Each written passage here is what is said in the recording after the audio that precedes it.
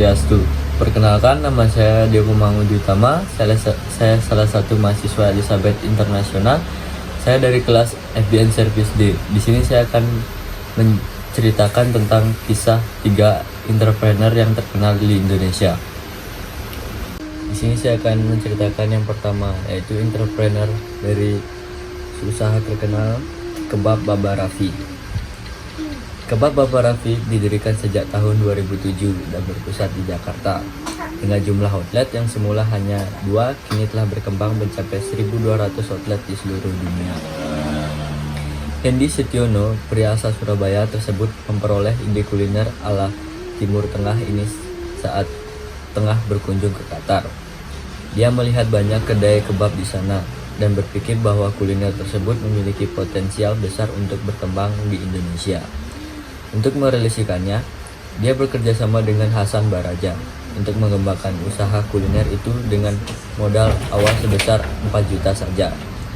Setelah berjalan selama 14 tahun, kini Baba Raffi sudah mengembangkan sayap hingga ke luar negeri, seperti Malaysia, Filipina, Cina, dan Sri Lanka. Hendy mengungkapkan bahwa dia masih ingin memperluas usahanya ke berbagai negara lainnya di seluruh dunia. Perkembangan kebab Baba Raffi tidak berhenti sampai di situ. Terbukti dari terbentuknya perluasan bisnis Hendy Setiono, yaitu Baba Raffi Online Co. Baba Raffi Online Co merupakan bagian dari PT Baba Raffi Indonesia yang bergumul dalam bisnis kebab Turki Baba Raffi. Dengan perluasan ini, muncul peluang bisnis waralaba Baba Raffi yang terbuka bagi para calon bisnis yang ingin mulai usahanya. Dengan demikian, Hendy Setiono sudah menjadi salah satu pelopor waralaba asal Indonesia yang sangat terkenal dan sukses. Nilai moral yang saya dapatkan dari cerita ini, ketekunan terhadap apa yang kita kerjakan akan selalu membuahkan hasil yang memuaskan hingga dikenal oleh berbagai macam negara. Di sini saya akan menjelaskan entrepreneur yang kedua, yaitu dari sosok Crazy Rich Indonesia. Salah satunya ini sangat terkenal, juragan supercar asal Jakarta, yaitu Rudy Salim. Adalah seorang pengusaha showroom mobil mewah atau supercar asal Jakarta bernama Pistot Motorcross yang saat ini tepat berusia 35 tahun. Sosoknya selalu dikenal sebagai importir mobil mewah ternama McLaren dan mobil listrik Tesla. Nama Rudy Salim belakangan ini menjadi perbincangan setelah sering muncul di konten YouTube Rans Entertainment bersama Raffi Ahmad. Nama Rudy Salim semakin tenar setelah disandingkan dengan Raffi Ahmad dalam akuansi klub Cilegon United yang kemudian berganti nama menjadi Rans Cilegon. Mobil bergengsi, Rudy Salim dijuluki sebagai salah satu orang kaya Indonesia yang gila. Namun hanya sedikit orang yang tahu bahwa perjalanan Rudy Salim ketika menjadi pengusaha cukup rumit. Hal yang cukup unik adalah keluarga berlatar belakangan sebagai dokter di bidang kesehatan. Namun Rudy Salim memilih jalan yang lain dengan menjadi seorang pengusaha. Bahkan baru-baru ini sosok Rudy Salim juga kembali menjadi perbincangan lantar menyuntik pendanaan di podcast Deddy Corbuzier. Rudy Salim dilahirkan pada tanggal 24 April 1 di Jakarta. Rudy merupakan anak bungsu dari 3 orang bersaudara. Keluarga Rudy Salim seperti orang tuanya bekerja sebagai orang dokter, bahkan kedua saudaranya juga berprofesi sebagai seorang dokter. Sejak lulus SMA, kedua orang tua Rudy Salim menginginkan anaknya untuk menjadi seorang dokter. Oleh karena itu, Rudy Salim kemudian masuk di jurusan kedokteran. Dalam biografinya, Rudy Salim sempat mengenyam pendidikan di jurusan kedokteran di universitas swasta di Jakarta. Namun, sampai di semester 2, Rudy Salim memilih berhenti kuliah sebab ia kurang berminat menjadi seorang dokter.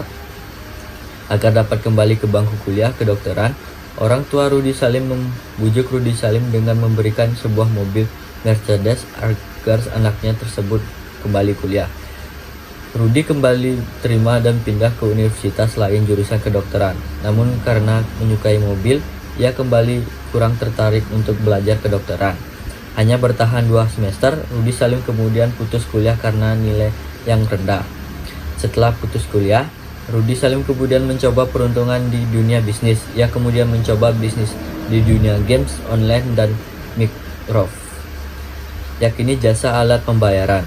Nama perusahaan adalah Excellent Trade Indonesia yang bergerak di dalam bidang keuangan mikro. Dalam wawancara di saluran YouTube yang membuat biografi Rudy Salim, ia menceritakan bahwa ia merasakan pahitnya ditipu saat menjalankan bisnis kredit online yang ia miliki saat ini. Ia ditipu oleh sindikat identitas palsu yang menggunakan perusahaan keuangan Microsoft Rudy Salim yang membeli barang. Dari sini saya mengambil nilai moralnya yang kita dapat, yaitu kita harus berani mengambil resiko dan percaya bahwa kita bisa mencapai apa yang kita mau, dan usaha tidak akan pernah mengkhianati hasil sama sekali. Di sini saya akan menjelaskan entrepreneur yang ketiga, yaitu dari sosok Dato Sri Tahir. Kisah pengusaha sukses dari nol di Indonesia lainnya adalah Dato Sri Tahir, pendiri Miadab Group. Beliau terlahir dari keluarga dengan latar belakang ekonomi menengah. Ayah bekerja sebagai tukang becak, sedangkan ibunya adalah pemilik toko pakaian.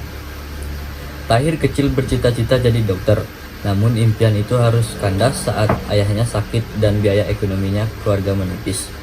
Sejak saat itu, Tahir lebih fokus untuk melanjutkan usaha ayahnya sebagai tukang becak dan tidak melanjutkan pendidikannya hingga perkuliahan.